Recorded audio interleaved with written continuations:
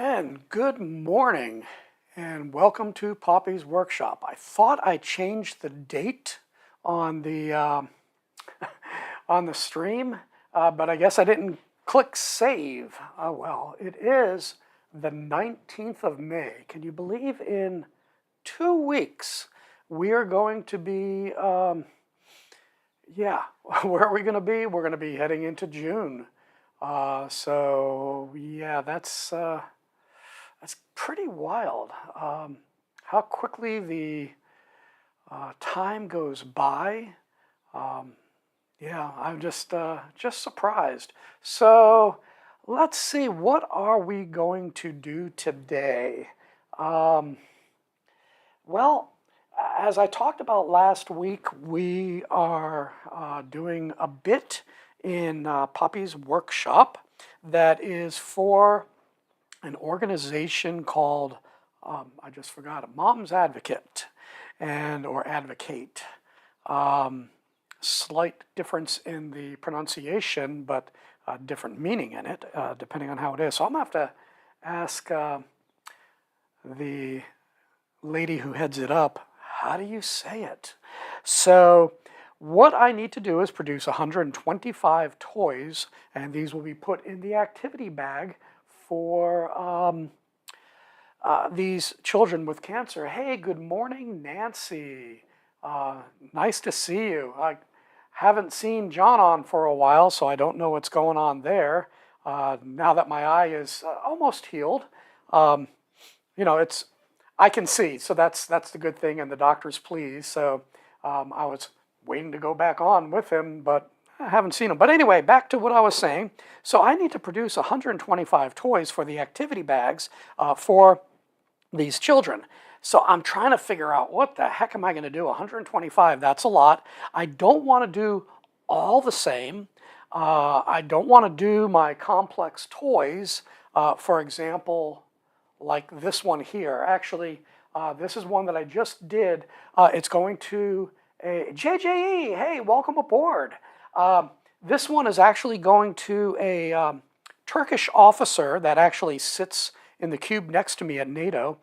He just told me last week, and he has a very thick accent, and his English is a little halting, and he's started saying something I wasn't quite understanding, didn't have my hearing aids in, and he says, "You're going to be a grandfather again, and you have to make toys, more toys." And I'm not computing. Well, then, as it's going on, he said, "We're going to find out the sex next week, and the baby's due in December." And then it's like, duh, Rick. So what I'm doing is I'm making some toys, and I'll do it after the baby's born too, but this is for the, the baby shower. And what I'm going to do for the baby shower will be this, and this is made out of quarter sawn oak, and it's a rattle in a car. And I really like the dinos. I actually gave one to my grandson too. And I'm still working on this spoon. I will give him the love spoon since they'll have one child at this point. And there's a whole story behind each of the elements of this, and I'll include a note, and I'll translate it to Turkish for his wife, since she does not speak English nor read English, where her husband does. So he is a major in the Turkish army. So yeah, this is the filler projects that I am doing. And then I was experimenting with, I did one that actually had the heart spinning, and it was a total fail. I still have it on my my shelf of stuff. But I did this, more of a teething ring. I made it too thick. So this was a half-inch, eighth sandwich. And when we put this in the linseed oil, it looks like one of those chocolate cookies. So ice cream sandwiches with the chocolate cookie on each side. So that I'm experimenting with. And then some of the baseball games and everything with the pegs and all that. But anyway, back to this. As as I said, what I'm trying to do, I have to come up with 125 toys. I have until the fall to actually do it. So that's a good thing. Because if she said, oh yeah, I need it next month, not going to happen. So what I'm doing is I'm going to start off with some toys that are very, very simple to make. And this, I was able to put, I think, 9 on a 12 by 6 board. And actually, if I switch over to the scroll saw, because we'll be bouncing back and forth, I think, yeah, you can only see part of it here. I'm using this as a guide right now, and I'll explain that in a few minutes. But this is a 12 by 6, so I can put by 3/4, and I can put 9 of these particular toys on it. So this is a good thing because what I'm trying to do, of course, is minimize waste, maximize the wood that I'm doing, and also make easy cuts so that I can finish these relatively quickly.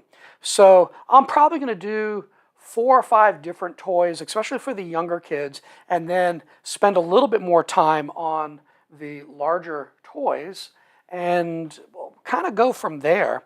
So what I want to do is run you through the process of how these toys are being produced, and then we'll actually start cutting the axles on the scroll saw, gluing the wheels on, and all that stuff. So let me move this over because I was experimenting with gluing this morning. So this is, let me show you 2 prototypes here. And it's a very subtle difference, basically because of mistake. So this is not glued up. So let's do this. Let's go back to this one here. So the process, of course, is you drill the piece out. So this particular one, what I did, of course, is did the drill holes for the axles. Then I did I think that's an 18 millimeter Forstner. Then I did the 16 millimeter Forstner in order to accommodate the little person. Then from there, I went and cut it out, and then I'm sorry, bad mistake, step back one. So drill, drill, drill, cut, Forstner drill, 16 millimeter. Then I went, and this is where the problem started. That actually worked okay. It looked like this. Let me see. Can we see that? Yeah. So it looked like that when I was done. But then when I went to the Franken router, because one of the things that I'm trying to do, let's get that, it's going to be in the dark, is profiling. So being that this is oak, it is really, really hard wood, which I like, very durable. But what happened was, when I did the Franken router, it shattered the sides here. So what I'm going to do just for this piece is I'm going to use my barrel sander and just arc that down, and it'll look fine, but it's not one that I'm going to give away. So I'll just have it on my shelf of shame. But yeah, that's what I did for the initial prototype.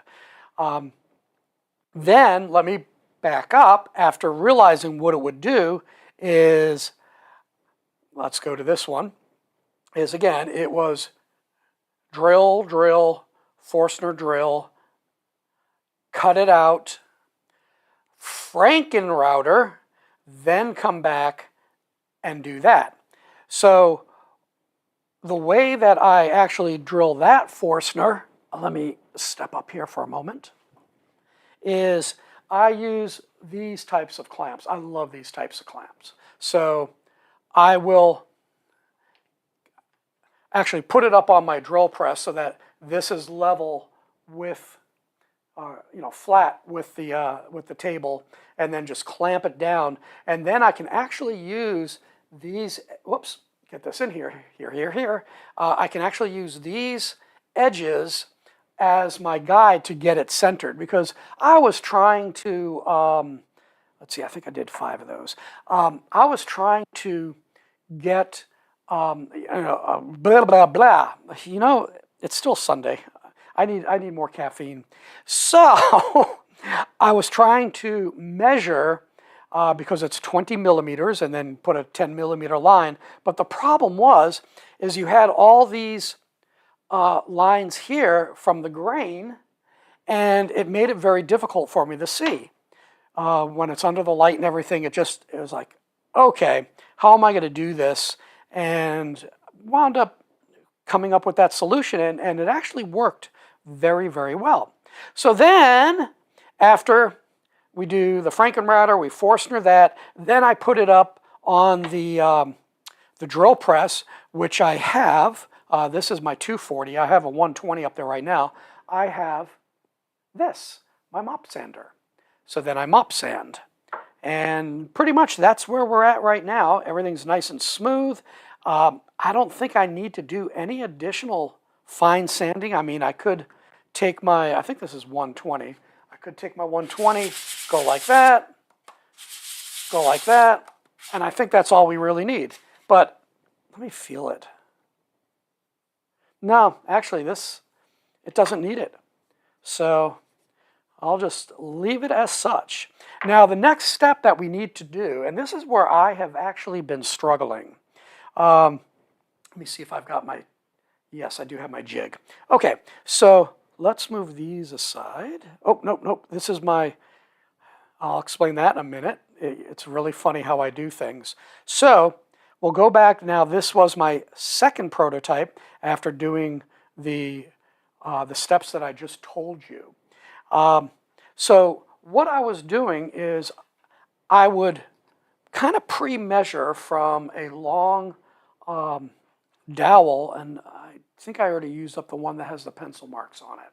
So I would pre-measure everything, here, here, here, here.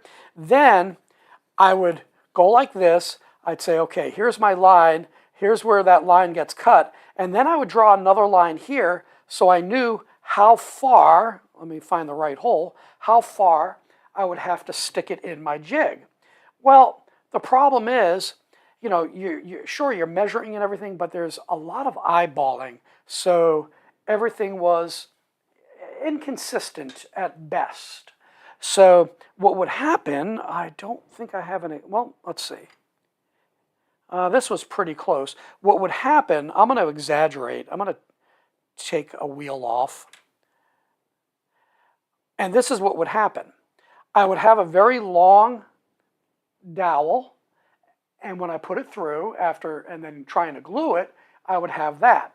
No big deal, because I put it on my mini belt sander. I have a 1x21, and bloop, sand it right down. It's really good. And I still will do it on the piece that I glued up, pieces that I'll glue up, just to clean everything up, make sure it's absolutely flush. But I'd be doing 4 of those. It takes a little bit longer than if it's already flush and everything. And then the other issue is, how do I get it even so that I don't put it too tight when I glue it and these won't spin? How do I get it out so that it will spin but not too far that it does this or wobbles? There's a very fine balance, and I don't have it. Oh, here it is.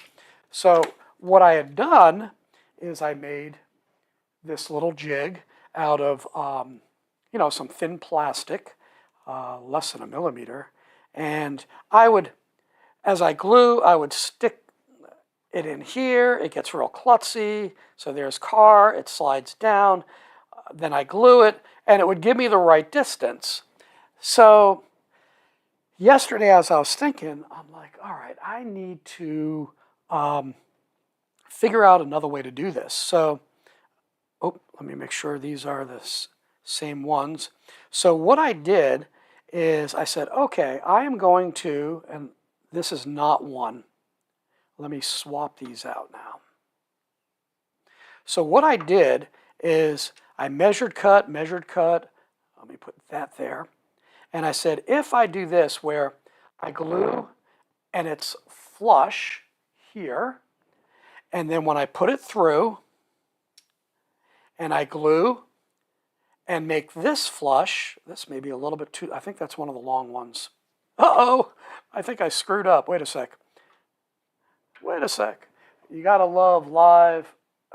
No, what's going on here? What's going on here? That is the right distance. I think I pushed it through too far. I feel my finger bulging. Yeah, okay. So if I get it flush already, that gives me, let's see, here's one that I glued already.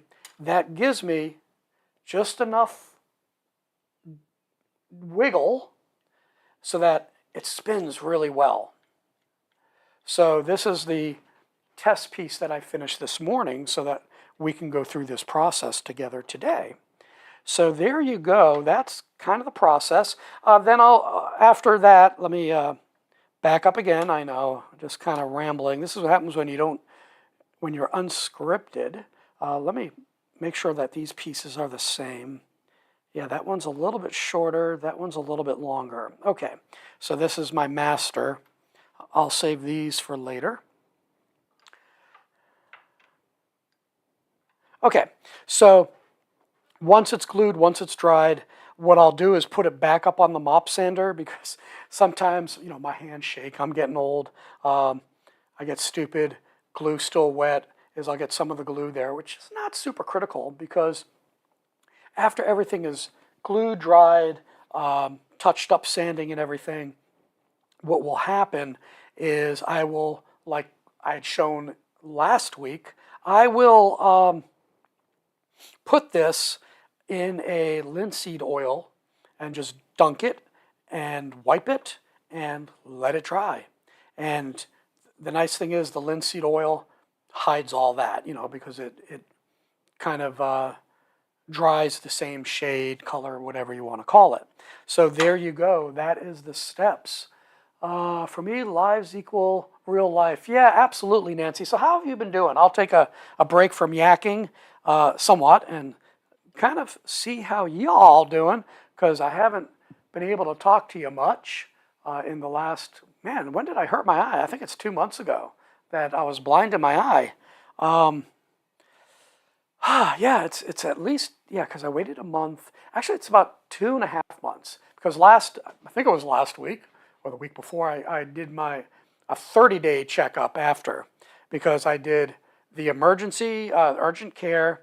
Then that following week, I went to my eye doctor, then went the next week, then the next week, and then she said come back in 30 days, and gave me the all clear. Busy working, making loads of items. That's good. Are you doing any shows or anything like that? Or is it just for sale? How's that all going? Because it's funny how I'm starting to juggle things. Again, I'm going to be making, I think it's about 18 of these particular versions. Then I'm probably going to do either, I've got another small cars that I may do. I'm not sure because that's a lot. It's a lot of inside cutting. I'm trying to avoid that. I want to either drill most of it or do drill and then just only one internal cut. Again, for speed purposes, production purposes, I should say. But I will do a number of different types of toys to add variety. I will definitely do some of the animal with the heart cutouts and things like that. But then I have another project that I'm kind of working on intermittently besides gifts, like I'm doing for Qian. So there is a, Mother's Day boutique sale at the end of April, adding items to the website, filling custom orders. Absolutely wonderful. That's good. I'm glad you're keeping busy. I haven't been on watching other people's programs just because I'm just so busy. I'm out of the house by, what time am I leaving the house? By 4 a.m. And, getting back sometime around 2:30-ish. than trying to take care of things. And by that time, I'm pretty beat. So I'm not getting a lot of work done in my shop. I usually try and take about a 20 to 30-minute nap, recharge my batteries. But then again, I'm in bed by 8. So that's interesting. So yeah, so I have that. Then at the end of the year, so I figured if I can do a few things, maybe 1 or 2 items a month, if that. There is a Christmas bazaar that NATO holds. And basically what happens is that it's the wives of the, or it could be husbands too, because we do have military officers who are female that are married. But of course, it's more men, so I've got to be careful how I say that. So what happens is they set up this bazaar, and each country, we have 32 countries, generally there's about 20, 25 countries partake in it. I was kind of upset USA didn't take place last year. They did the year before. But it's really up to the wives because there's a lot of work. And what they do is they will set up tables, and they will put a lot of handmade items or items brought from their own country. A lot of them also do food, pastries, soups and beefs and dumplings, whatever. So you can get a small bowl or whatever. And what will happen is the funds that are raised will be going to children's organizations. And from what they usually do is they vote on which organization or multiple, and that money will go to them. Usually it's orphanages, which is pretty cool. So my plan is I'm going to produce at least 10 handmade items, whether it's toys. I'll probably put a few of my fancier toys in, such as this. I will probably do some of these, and some of my heart dog. I'm not sure if I'm going to do carving because it does take a lot of time. So I've got to budget my time. So if I get the 125 done and I don't solicit additional organizations, I try and throttle that based on the income that I have from donations and then how much I want to take out of my pocket. So I'm going to kind of throttle that out. If you remember last year, I did the, what is it called? The Schwiebogen, which was the candle arch. So I'll probably do another one because that'll be a big seller in terms of bringing money in. So I'll do some Christmas items since it's a Christmas bazaar. I'll do some toys, and maybe I'll throw in a clock or something. So if you go back, I've got some short videos, I think. If you look at the clock that I just did, the butterfly garden was a gift to one of my donors to Poppy's Workshop, but also a friend. Odd story behind it. I think I met her in 2003, and I was doing photography at the time, helped her with her portfolio and stuff. But it was really funny in talking to her when I was showing her the pictures. She showed me pictures, I think when her parents got married or something, and I said, oh, that's such and such church with such and such pastor. And she's like, well, how do you know that? And I said, well, that's where I got married. And she looks at me and she said, Lisa's your wife. I'm like, yeah. Well, my wife was her Sunday school teacher when she was like 10 or 11 years old. So it was kind of funny how that comes about, because I think she was like 26 or 27 by that time. So, so let's see, 2006. So I was married, holy cow, almost 20 years by that point. So yeah, that was kind of funny. And through Facebook, we kind of keep in contact. So yeah, that's kind of what it is. So she donated, and I made a love spoon for her husband and daughter. And then she had posted some pictures of her backyard, and the gardens back there, it's absolutely beautiful. And I said, hey, if you are willing to be more patient, because my injury had slowed things down. So I was slow on getting the spoon done for her. I said, if you're willing to be patient, I have an idea, and I'd like to add something special, another special item for you. And it was the butterfly garden clock that I did. And my only regret on that is, I pickled it white, and I think I should have used the sparkle. You would see that in one of the Christmas items that I did, and also the keychain item. It is a Rust-Oleum sparkle, and it was purple. But the issue is that with that is you got to lay it down thick, and my internal fine lines would have disappeared unless I recut them. So I left it pickled white. It looked beautiful, but I think with the sparkle, it just would have been more. So there we go. Enough talking. I'm able to see the chat pretty easily off my right shoulder. So let's see, that's already done. That's glued. So we will start cutting, and I'll show you that, how and why I did things here. I know talk. John one time logged on. He says, what was it? Less talking, more cutting. So we're going to switch over here. So to explain, I took one of my thick boards here, and let me move my mouse. And I clamped it down. Let me get my piece. And this is my guide for the cut. So we'll go there. And what I will do is get that perpendicular and cut so that it goes, well, I'll do this. Yay. I'll go, and everything should be even. So like anything, I have 3 of these clamps on. You can see 2 of them. The other one is just right there. You can see the orange there. Then I took a quick grip. You see this here. And to clamp it down, because I noticed that if I put pressure, this could move. So I'm trying to keep this as still as possible. So what I'll do, Archie! Hey, how are you, Gareth?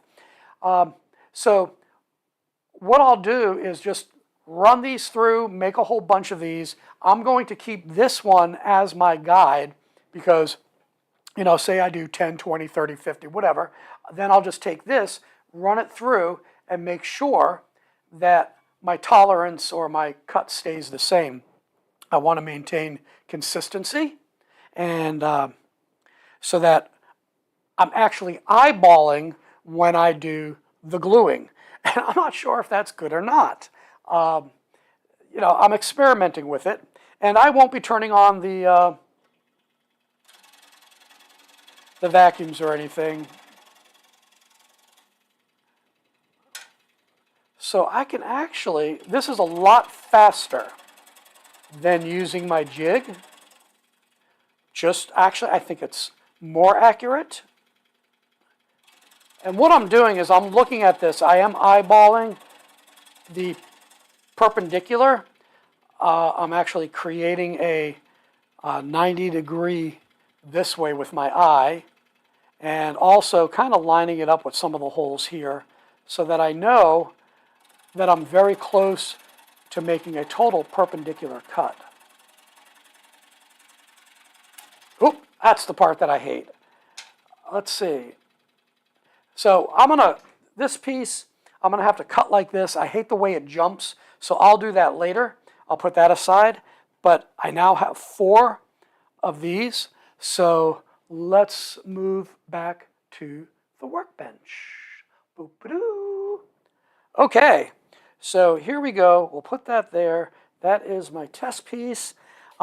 This is where I'm still working some things out. I am using CA glue to do this because, of course, CA glue sets up a lot faster and everything than, say, the wood glue. I use Gorilla wood glue. I have both. Actually, I think I have Elmer's wood glue, which is the tan, the beigey. And I'm debating about that. That may work with this, but I know that I use the Bond Extra. The extra thick is what I'm using. And because of how, if I get somewhere, as I explained before, like on this, this will all disappear when I use the linseed oil.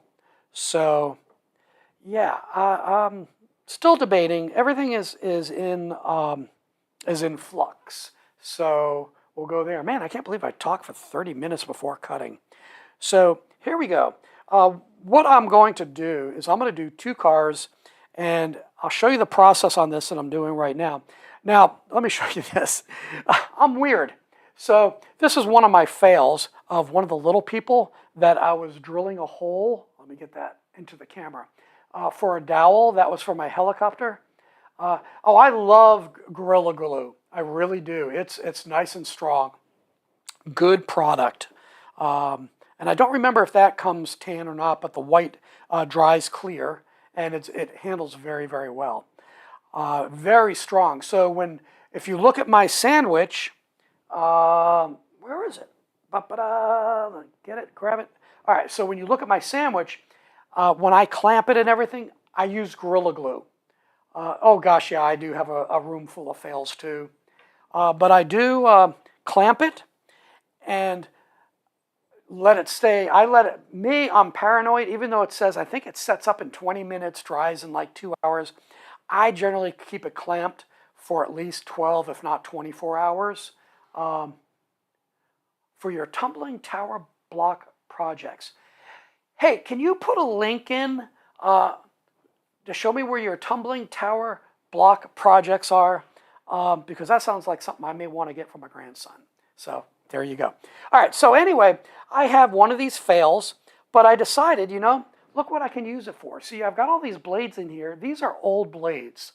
And I really hate when I just have to throw an old blade out. What other use can I use for the blade? Well, here's one. Before and after, I use my, still sticky. That's my problem, as I put my hands where they don't belong. Oh, that can be, we can come up with some good jokes. So I go like this. This is before and after use of the nozzle. So I clear out the nozzle. I can use this a couple times. And then this is ready to go. If I need to clear, that, I can do that. But I can also use it for, especially this glue here, is if I need to get into tight spots or anything, I can use it as a brush. I guess that's not a brush, but to get into the tight places that I need to glue when I really need to do some fine gluing.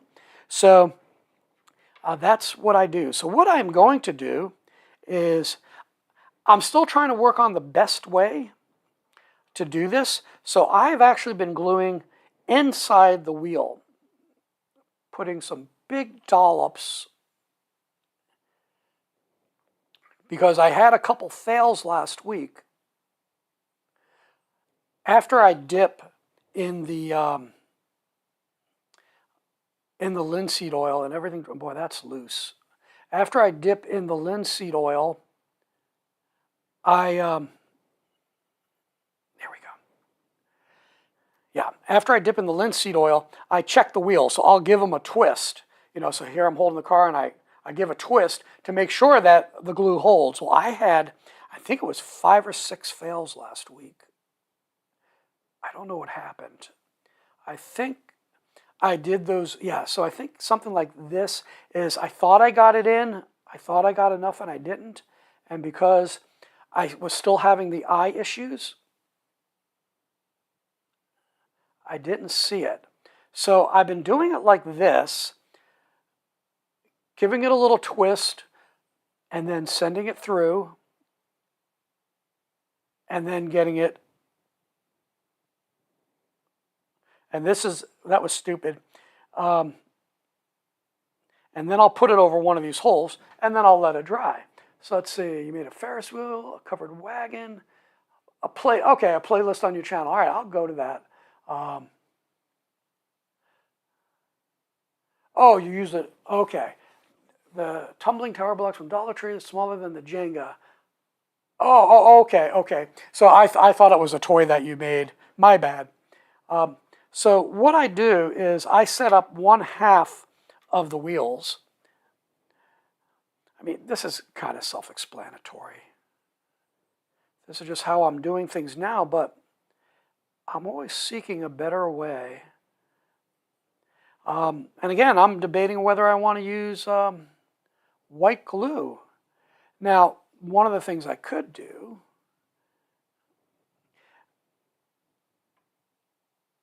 I wanted to set up a little bit. I could use white glue for this. Have a look for your covered wagon. All right, I will check for that because that interests me too, as a covered wagon. But I think yours are more for decoration, correct? They're not toys. Now, you may be asking, why am I, this seems to be a little bit hard trying to get it into this tiny hole and everything. Why don't I just do this? And I might. I think, and this is the other thing that I'm debating about. Let me make sure I'm on camera here. So this would be actually easier. I spin. I've got a good dollop on, but my concern, maybe it's unfounded. Yeah, I guess that's kind of unfounded. My fear was that the glue would go through there, but I don't think there's enough. As I look in the hole here, there's not enough glue contact. So that is my fear. So let me put more and see how that goes. But what it is the squeeze out, not too bad, but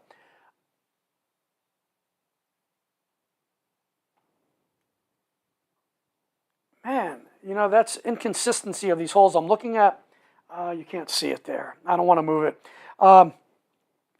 The hole size was much bigger on that. Okay, so those are the 4. This was one of my test pieces. I'm going to move that over there. These may or may not be ready. So yeah, that's set up. Oop, that was stupid, Rick. There we go. And I can still fine tune it just a little bit. Yep. Yeah, so like this one here, look how much play there is. It's terrible. So I've got to leave that one for a while. So let's take one of these cars. Let's move that one back. And let's work on this one.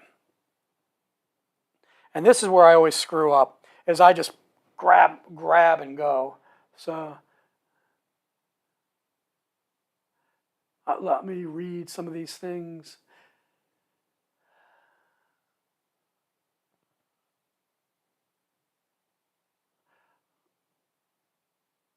Yeah, don't get me started on the list of projects. You know, it's like, you know, I could do this full time. I really could. But it doesn't pay. So that, you know, that is the issue. So this is where I was kind of concerned, is that if I do it on like this and do a thick dollop, this may, I mean, that was a much faster, but yeah, see, I see a big, yeah, this big squeeze out. And my fear is, let me get that exact. My fear is that that big dollop is actually going to go into the axle hole and give me issues. So I think once it sets up a little bit, then I will, let's see, I need another. Then I'll spin it once it sets up on the axle. So it shouldn't be too dry that it will interfere. But that has been my fear versus, you know, this does take a little bit longer. I think I'm off camera. Yeah, but I'm fearful that I'm not getting enough this way. Yeah, and I am getting a little bit outside. That's just because my hand shakes.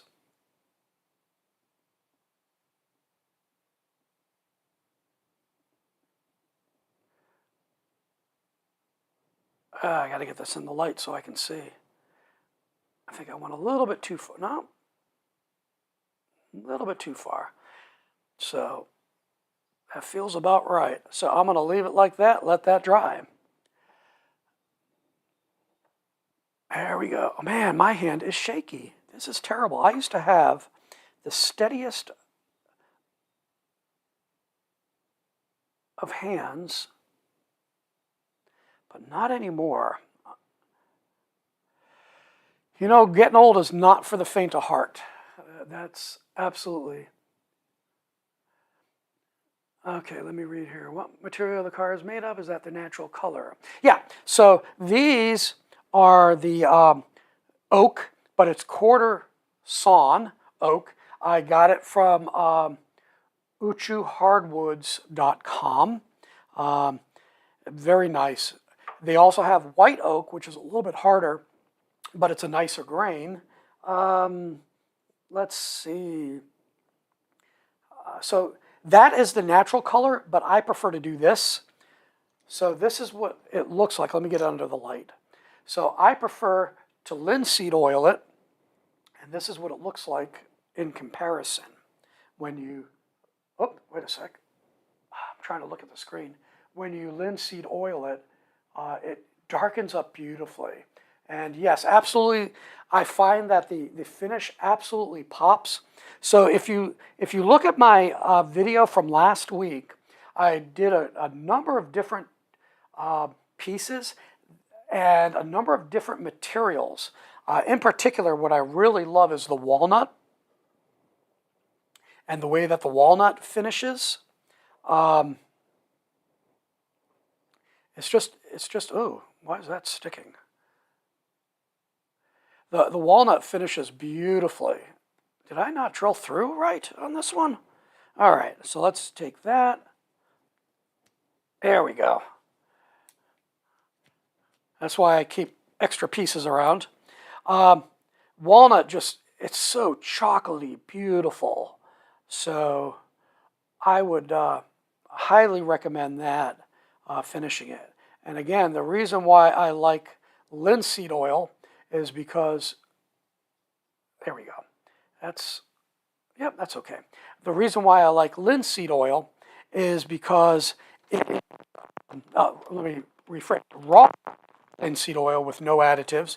It is food safe, child safe. Oh, you guys are beating me to it. Ah. Because my computer and chat screen is that way. So I'm facing, well, I'm actually at an angle to my table. So I'm facing this way. So I can turn my head this way. I boosted up the size of my,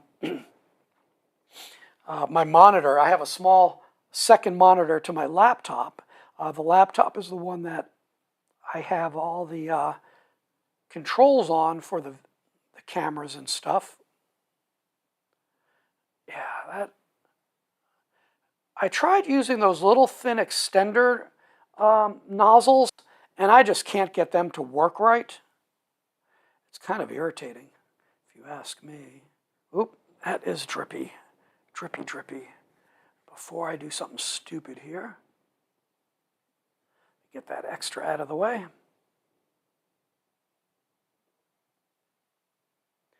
Yeah, I'm just eyeballing it, but then if I do this, yeah, that's good. So one of the funny things that I do, let me take one that my finished one.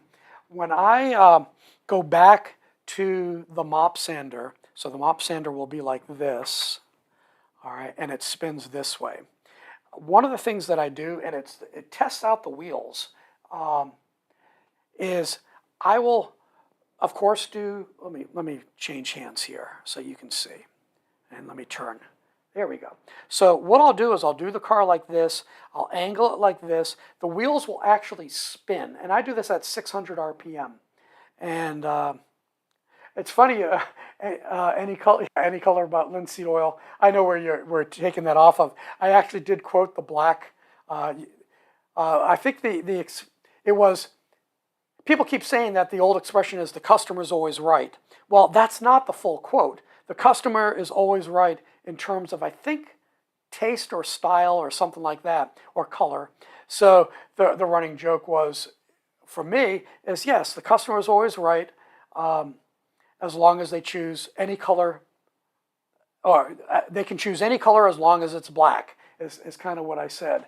So now it's, yeah, kind of that, is that you can have any finish by me as long as it's linseed oil. I do have others. I've tried them. I just keep going back to the linseed. It's just, I just like the way it finishes. It's not too glossy. It's not too matte.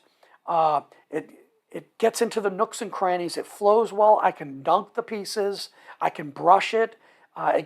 It's just overall very, very flexible. You can say the same thing about some of the polyurethane finishes that are liquid, but those are smelly. Then they've got to gas out, all that stuff. I can get these pieces dry in good weather when the temperatures are warm real quick. But anyway, let me get back to this. So this is spinning this way. Then for a little bit is I put things like, let me go on like this, and then I'll tilt a little bit and spin these wheels at 600 RPM. Now, the purpose of that is buffing, sanding the outside, so everything is super smooth. What you have now, is that linseed oil under your desk or the polyurethane finishes, lacquers or whatever? I'm assuming it's linseed oil, and I need to do that too. So anyway, so when I do that on the sander, it buffs it all out, but also spinning, I get it underneath so that it smooths out underneath so that the wheels turn very, very smoothly. The final part of it, of course, is at 600 RPM, I'm kind of pre-testing the piece. Yeah, good, raw linseed oil. So I pre-test the piece to make sure that the wheels will stay on. So yeah, that's one of my tests that I do. I spoke for too long, and this dried up and sealed up the hole just a little bit, not too bad. So I spin it. That's the same one, and I just kind of put it over the neck of my little people. Yeah, so I hope this is, all right, let me get back in camera. I'm going to have to move the camera sometime and widen the view. But I'm really surprised that all those other, the 5 from last week, let me do it this way. Yeah, that looks better. The 5 from last week, that the wheel came off when I did the final test after doing the linseed oil. See, now this one's tight. Let me get that extra. And then we'll push it down. And then we'll check from here. That can probably go in just a little bit more because that one, that slid in a little bit, but not too much wobble. So that helps free it up and everything when I do that technique. Now I'm just yakking, so it may be that's why these are taking a while to do. Let me go split camera here. Yeah, there we go. So I have my little tray underneath the saw that I'll keep spare pieces and pay attention. That's what I hate about not using a jig. If I don't have it square, I mess up. I'll let the blade do the work. I'll stop. Here we go. And I'll pull out just a little bit. So I'm pulling to the left a little bit on my cut. And I have the blade speed slow.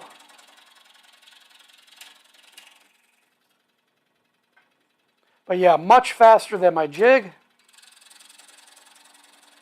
And then if I didn't talk so much, I'd be even faster. There we go. All right, so there's 4 more of those. So yeah, that's how you do it. Let's see, why don't you ride them around the... Well, that's kind of what the drill press does with the mop sander. So, you know, you look at these and they are, man, they're identical. That is so good. I'm so happy with that. You know what I need to put some wax paper down on this when I do it this way.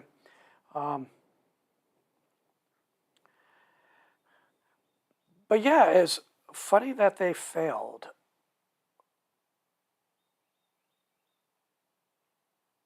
There we go.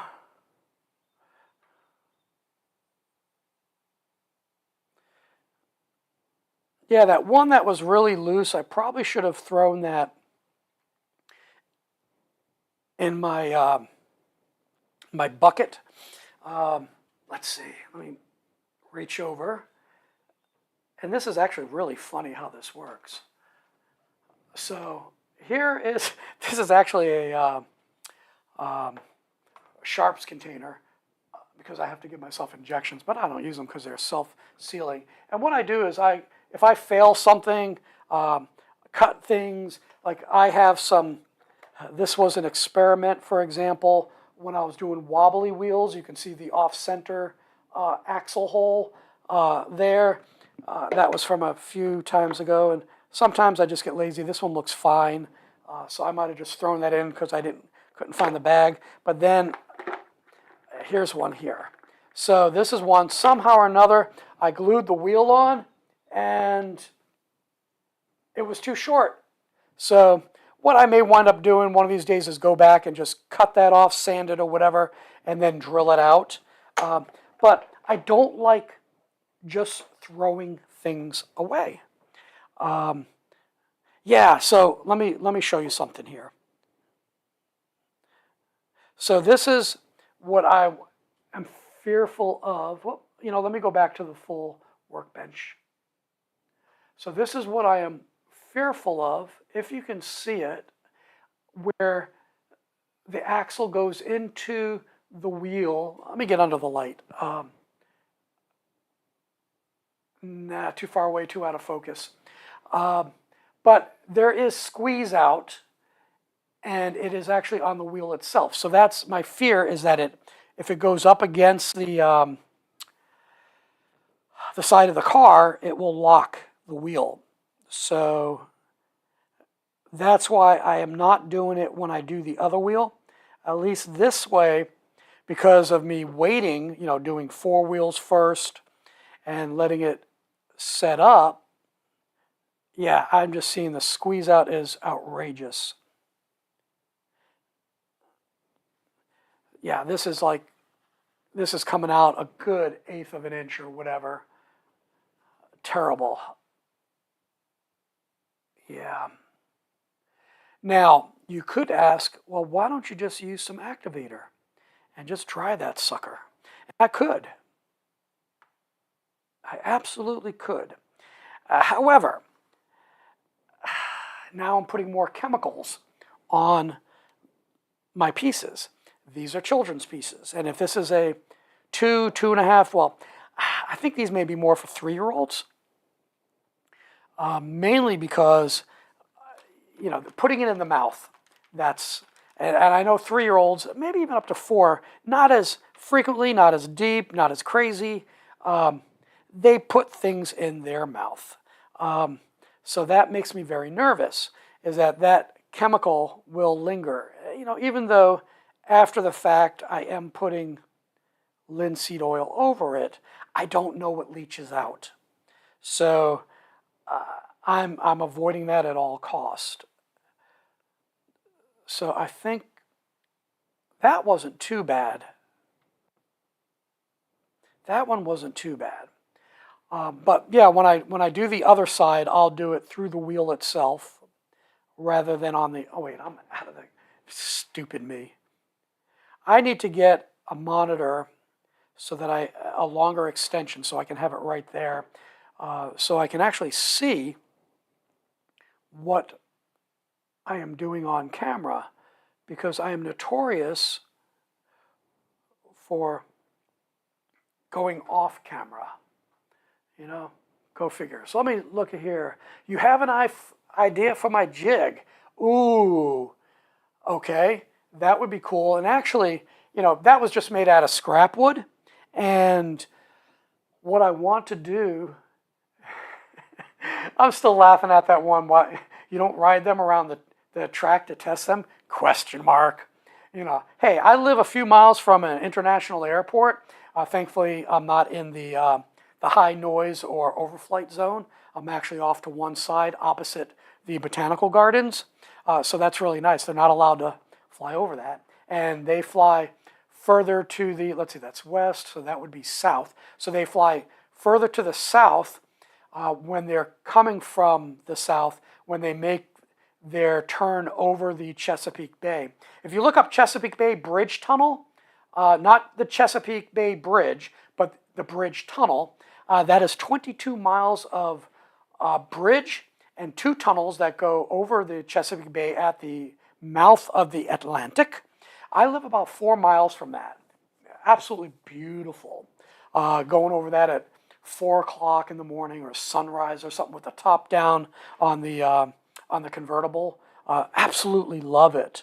You know, so I'm 4 miles from there, but if you look at how it goes, that is actually part of the flight path of the aircraft landing at Norfolk International when they come from over the water, depending on how the wind direction is. So they kind of cross over that at about a 30, 45 degree angle. So that's really nice. So if they do a direct flight, say coming in from the south, a direct approach from the south, let me clean that hole out there. They don't go anywhere near my home, which is nice. So when I'm in my 10th year, we looked at the flight paths, we looked at the noise zones, looked at the crime rates and everything like that. And, we checked all those things to have a very safe, quiet neighborhood. And there's days, especially when the atmosphere is what I call heavy, moist.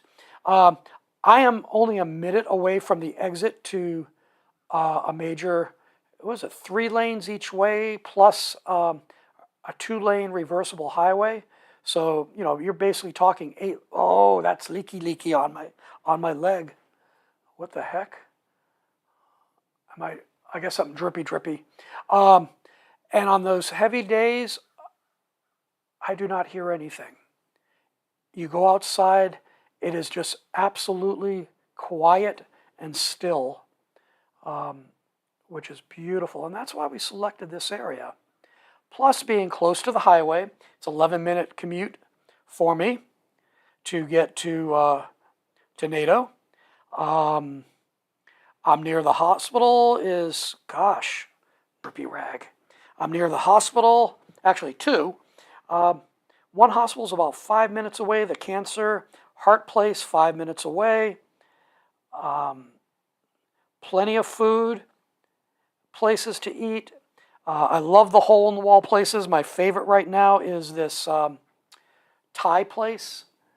And going back in time for a screenshot. Oh, thank you for sharing that. I appreciate it, Nancy. This Thai place I absolutely love. It's a wife, her 2 daughters, and once in a while, like the last time I was there last week, the husband actually was there for the first time I've ever saw him. Very nice guy. And the Thai food, absolutely authentic because she's from Thailand. He is American. Oh, drippy. But I'd rather have the squeeze out go this way. This is going to be a little messy on the wheel, but that'll all be sanded. Oh, let me tilt it so I can see. Let's see. You can see. Yeah, you can see. I know that it's out of focus a little bit. This camera sucks.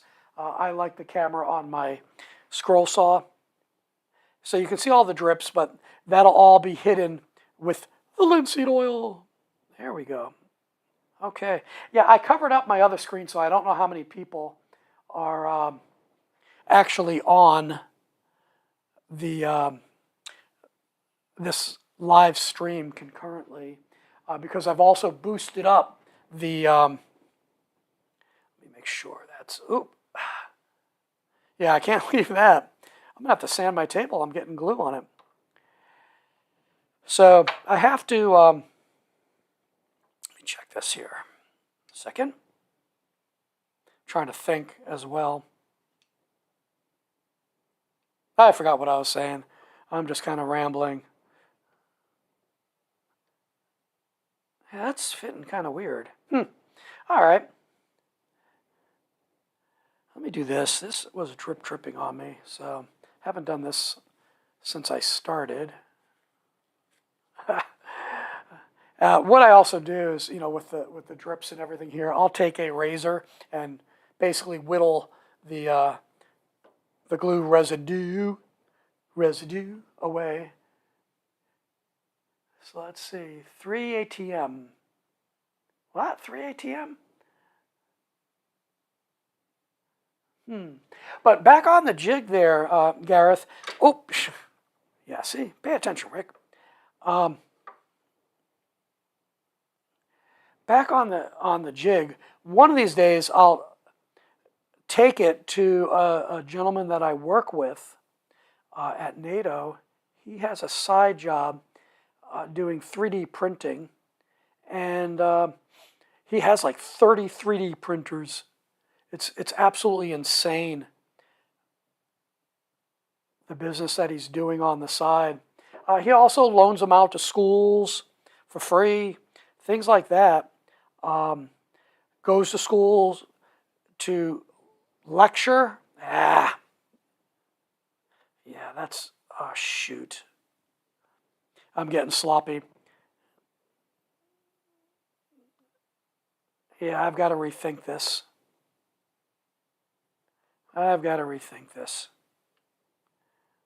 I mean, I know that wheel's going to stay, that's for sure.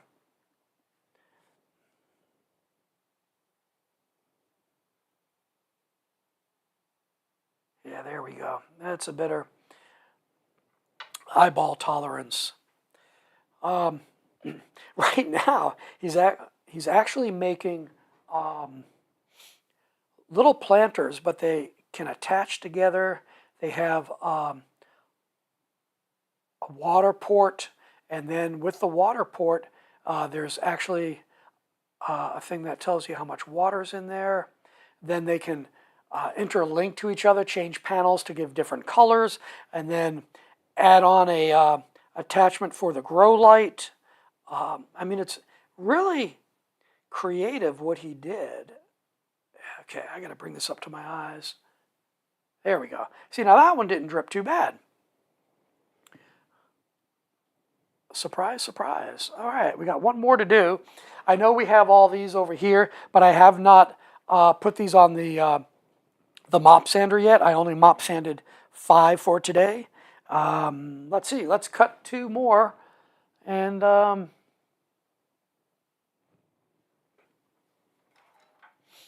from there. And actually, pardon me, this is my Arctic tumbler that has my caffeine drink in it. I haven't had enough.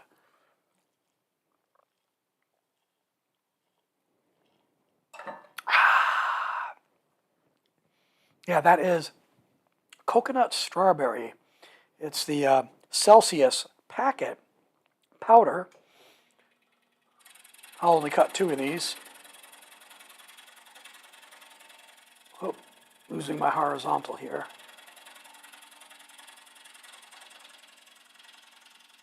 I'm going slow. Get centered myself. Yeah, I tell you, I love having this Bigfoot switch. I think I came with my Excalibur, but I have some from the Wen. Maybe that was the original Wen. No, those are the smaller ones. Okay, let's go back to the workbench. Ah, there we go. Okay. Yeah. Don't know what else to talk about right now. Some stories, I don't know. What was I doing? Yeah, I'm going to do it this way still.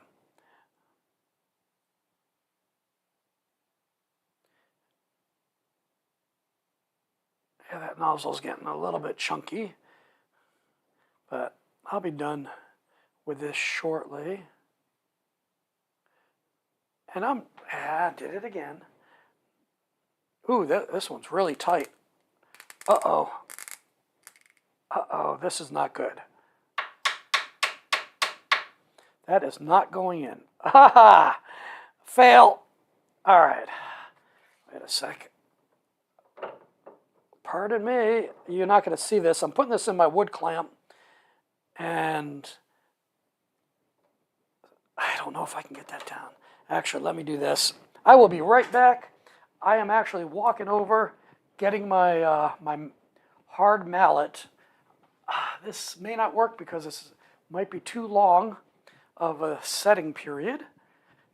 This is why I don't use... Oh, it's working. Ha ha! Success! So what is it? Oh, what was the movie? Gran Torino. If you want it to move, you know, what was it? The three essential tools that every man should have starting is you need if you want it to move, you have a hammer.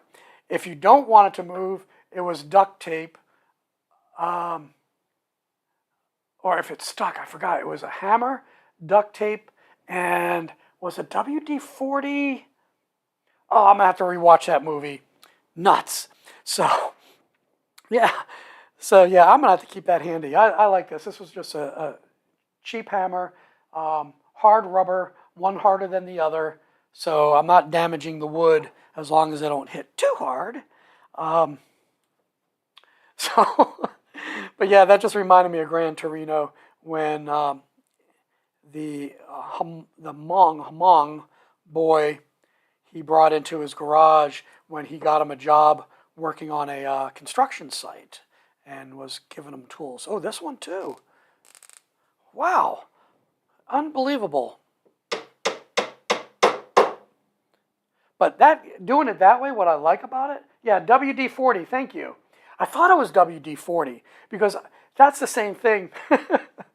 My wife would joke, something would fall or whatever, and she's like, oh, you're just going to duct tape it. Or the other one for me was wood trim. And this is kind of funny. The first house, if you want to call it, that my wife and I ever owned was this 20 by 40, so 800 square foot lake cottage. It had been vacant for 10 years. It was owned by her elderly uncle, but it was vacant for 10 years. And we bought it from him, I think, for like $10,000. And this was back in, just after we got married, so it was probably around 88 that we bought it, end of 87, 88. And we would drive from Massachusetts out to the Finger Lakes of New York. This was right between Seneca Lake and Keuka Lake. So Keuka Lake is the one that looks like a Y in western New York. So we were on, you'll find two small lakes. One was Juanita Lake, and that's the one that we were on. So I would go out every week, every other weekend driving. You know, it was 6-7 hour drive. So I was unemployed at the time. Well, technically unemployed for a period of time. But I wound up working on contract where my wife worked at this insurance company. They were filming, they were doing microfiche of all their paper records. So I would go in, do a midnight shift, working, full hours, making some money. So I wasn't unemployed. Oh, this is, wow, I'm just thinking, I may have to pound this one too. This is going to be interesting. All right. All right, I'm going to do it this way. And I'm going to try one hit. There we go. And I got to wipe up that glue. So what we would do is we'd work our shifts, and then come Friday, the midnight shift. Oh, I got it on there. Wait a sec. And that is not quite set. Hold on. I'm going to do this. That's better. Yeah. So we would do our Friday midnight shift. And I forgot what it was. We went in just after work closed. So you figure 6, 7 o'clock. We would get out probably about 2 o'clock in the morning. Then drive, 7 hours from the South Shore of Massachusetts to Western New York. It's about 300 and change miles, 400 miles. I forgot which. It's been such a long time. And then get there. We'd stay at her grandmother's house about 45 minutes away. I'm going to do this. I'm not going to screw around.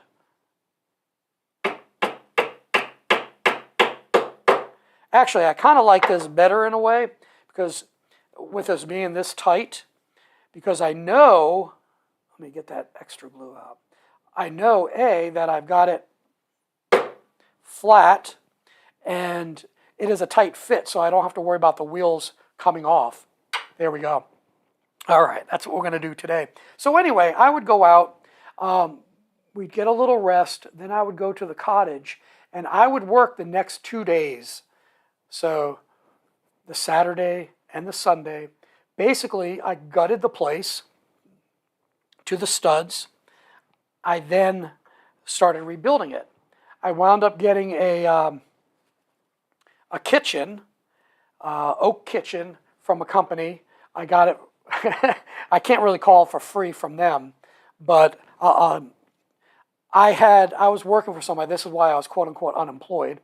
I was working for an advertising agency, and he basically went bankrupt, owing me tens of thousands of dollars. So at one point, as he was not getting the money, what he did is he said, well, why don't you go to such and such car dealership? They owe us some money for advertising or the work we did for them doing logos, blah, blah, blah. And whatever they owe us, get a car for that value.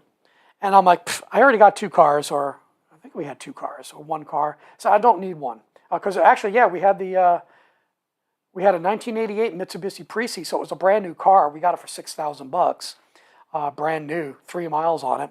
So I figured, well, if he told me to do that one, I will go to others who owe. One of which was a cabinet company. So I got these beautiful oak Merlet cabinets and rented a U-Haul truck and brought them out. Built a kitchen with a dining room. Then rebuilt the bathroom, and it was 1 bedroom and everything like that. Rugged it, wallpapered. It was beautiful. It was blue and mauve in the living room, and I forgot what the wallpaper trim and everything, but it was very kind of country-ish, and I forgot it was very popular back in the late 80s, early 90s, and rebuilt that place. It was 1 story. And again, we bought that place, I think it was for $10,000. And I put in, I had to put in new sand filter and a new cement septic tank, pumping chamber to get the liquids up a hill to our second lot where it was 8 feet deep, 10 feet wide, 20 feet long sand filter, rock and sand filter, because the new laws, environmental laws, being that close to the lake, required that. So that was like, I think back then it wasn't too bad, $10,000. So overall, we wound up having, I think, 25, yeah, close to, yeah, I guess it was close to $30,000. So 2 years later, we were going to adopt a child because we thought that my wife was unable to have children. Either I was sterile or she was sterile. And so we decided we were doing an open adoption, and the people actually lived across the street. So we're like, oh, we're going to move to the next town over, only about 15 minutes away, if that. And we bought a house there, sold this one. Well, here's the funniest part of the story is, again, I had like $30,000 in it. I wanted more money. And I forgot what I put it up for sale. And we got an offer for $30,000 after having it up for sale for quite a number of months. And I went ballistic. I was like, how dare they lowball me, blah, blah, blah, blah, blah. I mean, it was terrible. So what happened is my wife's pastor, the gentleman who married us, he was into real estate. He would build houses, beautiful houses, I mean, McMansions. So he built whole neighborhoods that were on 5-acre lots. I mean, it was unbelievable what he did. And he's like, Rick, look at your neighborhood where you bought. He said, you have basically the best house on your street. Look at all the others. We're talking trailers. I mean, it was trashy, to be honest. My hope was that, being that it was close to the lake, as the lake homes appreciated those further up from the lake, we had lake rights and dock rights. They would, eventually kind of go up the street. So he just said, look, in real estate, it's location, location, location. So he said, just sell it. So I sold it for $30,000. My next house in the village was a 2-story, it wasn't quite a village Victorian, it was more farmhouse style. It was 3 bedrooms, 1 bath at the time, 2 floors, not super big, because it was built early 1900s. I bought it for $36,500, I think. So, I just did a little step up. But anyway, I was looking at some of my old houses that I lived in the past, and 2 of them are up for sale right now. The house after the one I just described for $36,000, I bought, and they trashed that. That was a 3,000 square foot village Victorian. I put new windows in it. I sided it. I did the standing seam lifetime roofing. Still needed some work inside. Added a bathroom and stuff, but they trashed it. It's terrible. It's heartbreaking what they did to that house. But anyway, I look back at this first house, and apparently they added a 2nd floor, blah, blah, blah. But I looked at it, and when I showed my wife the picture, she's like, they need to knock that down and rebuild. It was unbelievable how bad it was. I don't know how long it's been vacant for. It's just absolutely disgusting.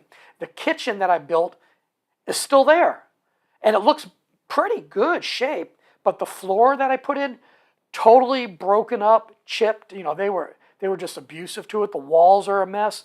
I think what they did is what was the bedroom downstairs, since they built bedrooms upstairs, is they knocked that one wall down because they added stairs, which took room away from the living room that was there. So they basically made the living room, the old living room, and the old master bedroom into the new living room. But I had put ceramic tile down by the front door, and it was mauve. And that was all broken and chipped on the side. So they were just dropping crap on it. It's like, come on, be serious. I hated that. I need to glue this one. Nah, I think I'm done with that. My hands are shaking. I got to have something to eat. It's getting close to my lunchtime. It was a shame, but here's a funny part of the story. Is I saw an aerial. Actually, I was telling, this is the Hungarian officer that sits by me, and I'm working on a capability with him, getting that out of the chute.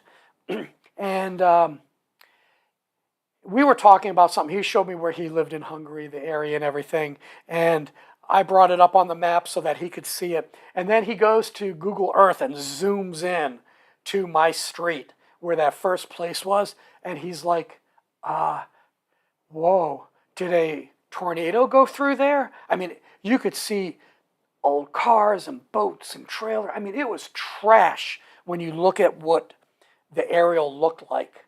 And I was like, holy cow. Because it's been, let's see, I sold that place Could have been 1991 that I sold that place. It might have been 1990. More like 1990. So, we're talking 10, 20, 30, 34 years ago that I sold that place. And instead of that area going up, it went to trash. I looked at a couple other houses that used to be absolutely beautiful. They're trashed as well. So certain parts just go kaput. So what I did, though, is that my third house that's up for sale right now, I'm kind of upset, again, what they did to the house. There was a drone shot that showed the entire village. So I sent that to the Hungarian officer the other day. I said, this is the other house that I owned. You can see it in the lower part of the picture. From the outside, front, it looks beautiful, the side front. And you could see the hills in the background where the Keuka Lake, the one that looks like a Y, the churches, all that. It just looks so quaint and everything, this little village of 1,000 people. And it was kind of cool that, I sent that to him and say, look, I don't live in areas that are all trash. So, but what's funny is that area of New York, here's the funny thing. My third house, so let me give you the rundown and see how I was able to do housing. First house bought for, like I said, it was 10, maybe it was 14,000. Let's call it 14. Sold it for 30. Didn't get any money out of it per se, but the little it was a privately held mortgage, transferred over to the other house. That was $36,000. So went to 36. I sold that 2 years later, doing some work on it. Didn't make any money on it. $45,000 2 years later. Bought the next house for $62,500. We put a lot of money into that house. We probably put at least $25,000, maybe $30,000 into it. We sold it for $90,000, but we lived there for, I think, 10 or 11 years. Let's see. Yeah, $3,750. When I get to this house, I'll tell you something on this house. So then, let's see, we sold that for $90,000, bought a house for $103,000 that was in Endicott, New York. And that house is up for sale right now. And the new owners, it was trash for such a long time. The outside of the house, when we bought it, didn't look so good. But what I did is I bought the ugliest house on the street, and I was going to make it the prettiest house. But I had gotten laid off on a Monday, got accepted that Friday for a lateral transfer here to Virginia. So So I bought it in 2006 for $103,000, but I beat them up at closing for another $2,000 because of things that they did not do. So technically, I got it for $101,000. They had to give us cash back. So then 3 years later, I got the layoff notice on Monday. That Friday, they're like, hey, Rick, we want you down at Joint Forces Command by Norfolk Naval on the NSA base. I'm like, okay, when do you need me? Can you be here Monday? I'm like, dude, it's 500 miles. Can you give me 2 weeks? So, I packed up 5 Tupper totes, Tupper toted my guns and rifle, well, my rifles and bags, my hanging clothes. I drove through the night, and my cousin lived here. I got to my cousin, I think it was on a Sunday afternoon or late Sunday morning, because I drove through the night. And then that Monday, I started my new job. But anyway, so we wound up selling that house within a month. So we're talking, there was major layoffs in the area. It was during the crash of the market and everything, results from 2008, 2009. There was a glut of houses and everything. We sold it for $130,000. So in 3 years, I made $130,000. I made $30,000.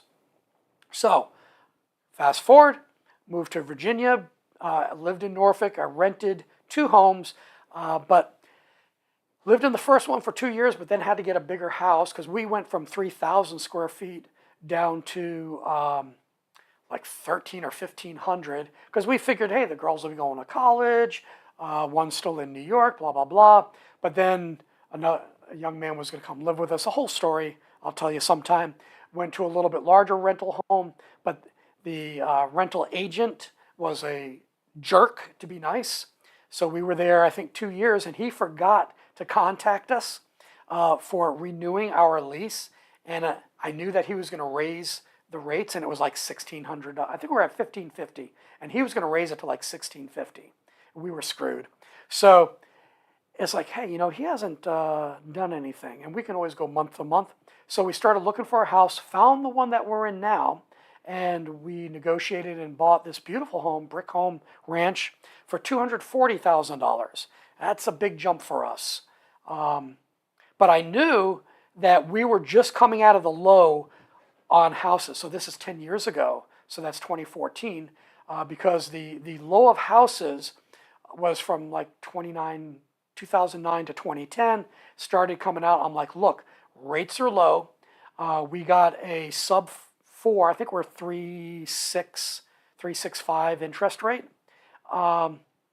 So we bought this house, and the rental agent, I'm assuming somebody called looking for financial references or verification. Next thing I know, he calls me, says, oh, hey, we need to renew your lease. And I started laughing at him. And I said, yeah, no. I said, we're going to be moving out in a month. Well, you can't do that, blah, blah, blah. I said, yeah, we can. I said, try reading the lease. And he tried sticking us for everything. Well, you had this damage here. It's like, no, here are the pictures that I took the day before we moved in. And that was caused by the contractors, blah, blah, blah, blah, blah. Well, anyway, that's kind of what happened. So to kind of go with what you were saying, Gareth, this house here was built, it was either 1958 or 1960. The typical ranch. This was actually a historic black neighborhood. It was built for black professionals back in the 60s because there were still a lot of racial issues back then. They couldn't really get their own home. So these people bought these homes that were built, again, as a black neighborhood in Virginia Beach, just over the border from Norfolk, Virginia. So if I'm ever in the UK, people ask where I'll live, I'll say, yeah, I'm just right outside of Norfolk, Virginia Beach, Virginia, USA. So they'll ask about the accent. But when they built these houses, if I remember, I think it was either $8,000 or $12,000. Brand new brick home. Now they were small. They were maybe 1,500 square feet, 1 bathroom, 3 bedrooms. Oh no, it was it was 1 bathroom. 1 bathroom in the hallway, off the hallway to the bedrooms. Then the gentleman who lived here, he did basically 2 additions that added a bathroom to the master suite and walk-in closets and everything, and then an extension of the kitchen and dining room, living room area. So now we're like at 2,300, and he added he made the garage bigger too, and that's what I'm in right now. So yeah, it was kind of interesting, but one of the neat things or interesting things about this neighborhood is most people like us, we are buying from the original owners, mainly their estate. So like the original owner here, he had 3 daughters. They were all professionals, and I forgot what he did. I think he was an architect or something. And I'm trying to remember what it was. I think he died, and then the wife got Alzheimer's, and she was in a home. So the daughters decided to put the house up for sale because, like, one lived in California, one lived in Northern Virginia. And one already had a home out here right by the ocean front. So they didn't want the house, so they fixed it up, and we bought it. Now, the lady next door, her house, her parents were the original owners, and she took it and raised her children in it. So, she's in her 70s now. The gentleman who used to live behind us, the father built the house. They grew up in it. They went away for the military and everything, came back. And then when the father died, they stayed in, but unfortunately they lost the house because of a reverse mortgage. Now the flipper took it last year, and they're trying to sell it right now for $600,000. 600. I'll forget that, but I do not like flippers. They do cheap work, cheap products. They jack up the prices in the area, thus my taxes go up. But speaking of taxes, then I'm going to close out this this video, this stream. This house here, as I said, I bought for $240, and now it's worth over $400,000. And I don't like to brag. This is not a super fancy home. It needs updating and everything, but it's nice, it's comfortable, and I live well below my means. The house that I had in Endicott, New York, that's up for sale, they're asking $215 for. All right, but get this.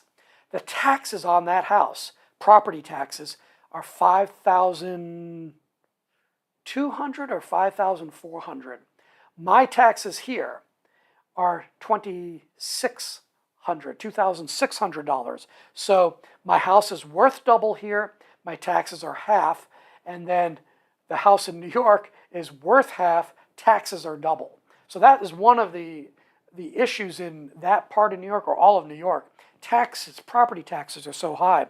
Add to that the cost of heating a home, because it gets so cold out there, is outrageous. I think my bill in the one Victorian house it averaged $600 a month. It was insane, and that was even burning wood, a wood stove. Totally crazy. Yeah, I always thought I wanted to live stately and everything like that, but I just found, I really like again, this is middle class. I could make, I could put in a brand new kitchen, I could put in new bathrooms, and it'll probably jack the price of this house another $150,000. And it'll be people walking, I don't need that. I want something that is affordable, that is safe, that will last. Because, look, I have a brick house. I have brand new, 3 years old, double insulated tilt-in windows, and I have a 2-year-old roof, a 30-year roof. So this house will take me till I die. And that was the reason why I bought this house. I let my wife select. I bought this sight unseen. I'll tell you that story some other time. But I basically told her, because I was traveling globally at the time, I said, I need something within 10 or 15 minutes of the airport, the international airport here. Even though they don't fly international flights right now, they're going to bring some in. But close to the airport, close to the highway. And let's see, I was working on the other side of the water, so I couldn't say close to work, but it was close to work and school, and close to work for my wife, because she was doing some catering and working the cafe at the botanical gardens for my cousin. And then my girls and Andrew, who was living with us, they were all going to school on this side of the water. So I got voted out. But then eventually I'm back on this side of the water, back at NSA with NATO. Then the other thing is I don't want too big of a property, but I don't want postage stamp. So it's on 1/3 of an acre, which is very, very comfortable to maintain. I want everything on one floor, or at least have the master bedroom and ensuite on the first floor. And I want area for an office and a workshop. And that's it. You give me that, you pick everything else. And that's what happened. And I'll tell that other story later on. So there you go. I think that does it. Let's see. Oh my gosh, I'm at 1 hour and 35 minutes. I've been yakking and everything. But what I'll be doing, let's see, I got these 5 here. I'm going to let these set up some more. A little bit of wobble, but not bad. They spin nice. I'm going to put this up on the mop sander and get those wheels shined up. Get it on the get it on the belt sander to make sure everything's evened up and looks good, and just put them in the pile for dipping in the linseed oil. And I'm going to have to go buy 5 gallons just to get even with you, Gareth. Yeah, I got to keep up with you, Gareth. Yeah, I'll show you what we're doing. But yeah, that's it. I think I'm going to end the stream here. And we're going to keep on keeping on. And until next week, may the Lord richly bless you. Make it a great day right here at Poppy's Workshop. Take care, guys.